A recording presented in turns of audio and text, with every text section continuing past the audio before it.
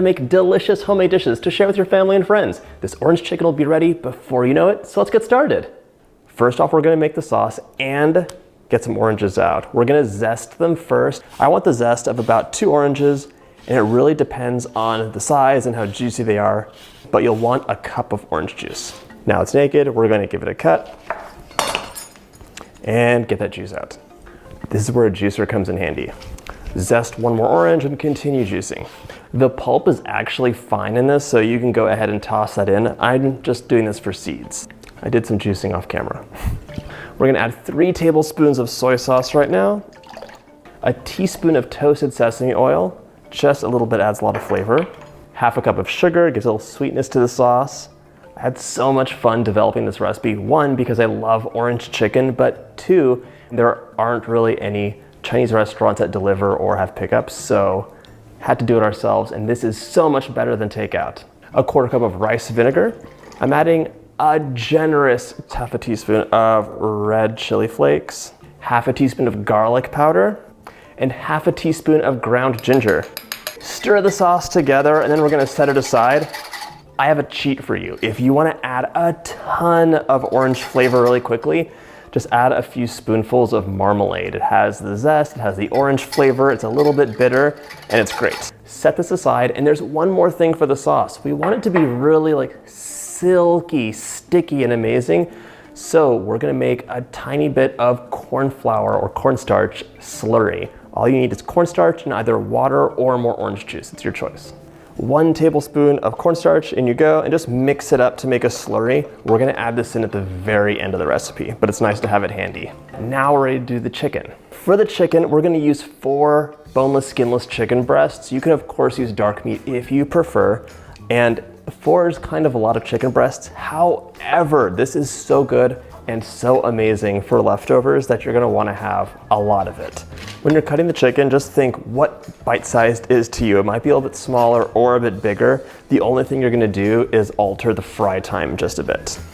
Growing up, one of my mom's favorite recipes for dinner parties when she had company was duck à l'orange or canard à l'orange.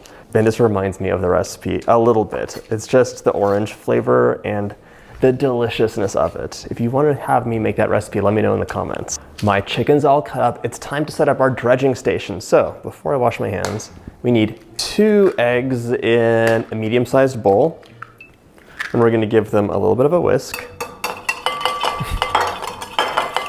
Now we're gonna dump the chicken into our bowl.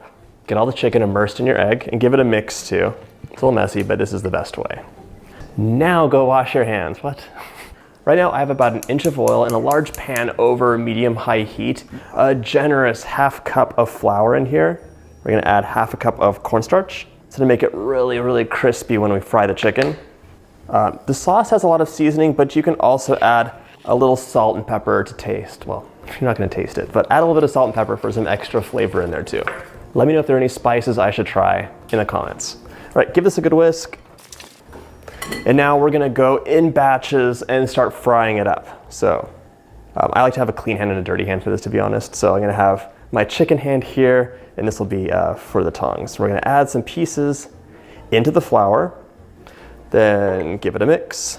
I always do this in private, so I feel a bit exposed right now with my messy hands. But if you've dredged chicken before, you know it can be quite messy. My oil is dancing, and I'm on my last batch of chicken, so shake it up.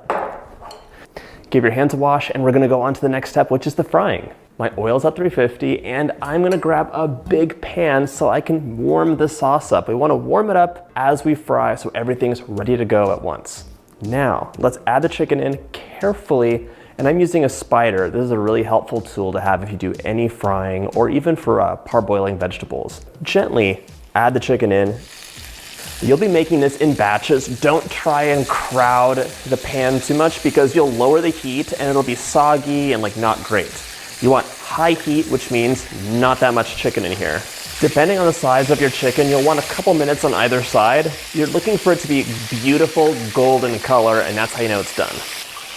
I'm gonna transfer the cooked chicken onto a wire rack. You could put them on paper towels or even on a plate, it doesn't matter as much. Once your chicken's golden, we're gonna remove it carefully, place that onto a wire rack, and then just repeat the process. While this fries, we can give our sauce a stir. Oh my gosh, I wish you could smell this. It's so good. And we're gonna place this in a skillet over medium-high heat, bring it to a boil, get it nice and bubbly. You can stir the sauce occasionally as you mind the frying chicken. You can do two things at once. It'll be done so quickly. Once your sauce warms up and starts to boil, we're gonna add in all that amazing orange zest. Stir it in, it'll release so much flavor, and then add that cornstarch slurry in. Mix that in, and then you're gonna cook it until it kind of gets clear and thickens up a bit. It'll be about 4 minutes, stirring occasionally. In the meantime, this chicken can come out. Bring that big skillet of delicious orange sauce closer to you. And now we're just gonna dump all of the chicken in and mix it up. Depending on when you made the orange sauce, you could place it on low heat just to warm it back up if it cooled down a little bit. Seems a little awkward because I know the pan is over full. All the chicken is gonna be completely coated in orange sauce, and you're gonna have a ton of leftovers for tomorrow, unless you have a giant family. Or you're very hungry. Okay. The last thing to do before serving is to sprinkle in some chopped green onions. These are gonna add just a little bit of color, some bite, and a tiny bit of crunch. Mix one more time and you're ready to serve. If you like this video, don't forget to check out my chicken playlist. Beyond delicious. I'll see you in the next video. This might look like just an ordinary hiking stick to you, but you're not going to believe what this thing has inside. Well, let's go ahead and start with the bottom of this thing. If you untwist it, boom, there's a flint stone to start a fire. And then you go ahead and twist off the next section, and what's stored in there? Fishing line, a hook, and a weight.